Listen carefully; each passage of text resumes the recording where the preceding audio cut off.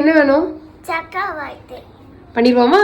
Hello, சக்கரை வரட்டி பண்ணலாமா? சரி வாங்க, தேவையான பொருட்களை பார்ப்போம். சக்கப்பழம், வெல்லம், கொஞ்சம் நெய், இந்த 3 இருந்தா போதும். நம்ம ஈஸியா சக்கரை வரட்டி பண்ணிடலாம். முதல்ல அடுப்பு ஆன் பண்ணிட்டு கொஞ்சோண்டு தண்ணி ஊற்றி அதில் சக்கப்பழத்தை வேக வைக்கணும். நான் சக்கரை வரட்டி பண்ணுறதுக்கு வர்க்க சக்கரை எடுத்திருக்கேன். சக்கப்பழம் நல்லா குக் ஆயிடுச்சு. இப்போ என்ன பண்ணணும்னா அடுப்பு ஆஃப் பண்ணிட்டு இது நல்லா ஆற வைக்கணும். நல்லா ஆறுனதுக்கு அப்புறம் மிக்ஸில் போட்டு அடிங்க. அப்போ வந்து நல்லா ஸ்மூத்தான ஒரு பேஸ்ட் கிடைக்கும். இப்போ எனக்கு அரைச்ச 1 கப் சக்கப்பழம் கிடைச்சிருக்கு. இனி என்ன பண்ணணும்னா பாகு காய்க்கணும்.